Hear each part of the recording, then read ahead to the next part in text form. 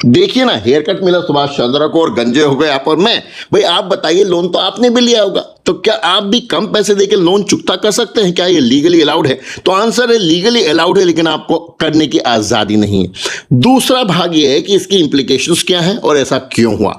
हम दोनों बातों पे चर्चा करते हैं। नंबर एक, आप समझने का प्रयास कीजिए, 22,000 करोड़ का लोन जब 6.5 करोड़ में चुकाया जाता है, उसका सीधा मतलब यह है, अगर आपके पास 10 लाख का लोन है तो आप 300 रुपए देके चुकता कर सकते हैं, 20 लाख का है तो 600, और अगर 30 लाख का होम लोन आपके पास है तो आप सिर्फ 900 रुपए सरकार को दे and you are done with it. लेकिन क्या आपको यह सुविधा मिलेगी? डेफिनेटली नॉट मिलेगी, क्योंकि आप कोई रसूखदार इंसान नहीं है और ये ऑप्शंस लीगली अवेलेबल होते हुए भी आपको अलाउड नहीं होते। कोई भी बैंकिंग फाइनेंशियल इंस्टीट्यूशंस इन्हें लास्ट ऑप्शन तक भी आपके लिए रखता नहीं है। अब नंबर दो, इंप्लीकेशन। भाई जरा ध्यान दीजिए, HDFC bank, IDFC, Axis bank, LIC, home finance, इन सब बैंकिंग फाइनेंशियल इंस्टीट्यूशंस का जिनका पैसा लगा है सुभाष चंद्र की कंपनी में, जिसके वे गारंटर थे, उन सब ने वोटिंग में मना कर दिया कि इतने कम दामों पे ये सेटलमेंट मत कीजिए, क्योंकि हमें तो ऑलमोस्ट 13,000 करोड़ के आसपास जो वसूली करनी है ना, या फिर 1300 करोड़,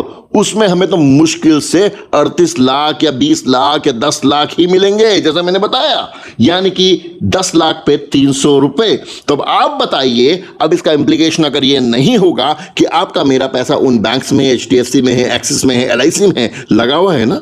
अब आप और मैं अपना पैसा रोज तो नहीं निकालते सारा पैसा, वे सारा पैसा ये बड़े उद्योगपति लेते हैं। अब चाहे वे उसे डुबा दें, ये उनका कर्जा माफ कर दें, आप और मैं कौन सा अपना पैसा आज निकाल रहे हैं? हमारा पैसा इन्होंने लिया, डुबा भी दिया, आपको और मुझे, हमारे आपस में 100, 200, 150, 10,000 लोगों के पैसे में से रोटेट करके जब चाहिए होता है 50, 100, 2,000, 10,000, 20,000 एटीएम से या फिर बैंक से निकाल लेते हैं।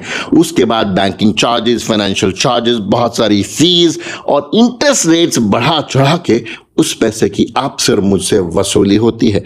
यानी कि इन्होंने आपके मेरे पैसे को उठाया, अपने हिसाब से गंवाया, खाया, कहीं पे घपला किया, नो आइडिया, लेकिन वो आपके मेरे खाते में वापस नहीं आया। भाई साहब, इस चीज को जिम्मेदारी से समझिए।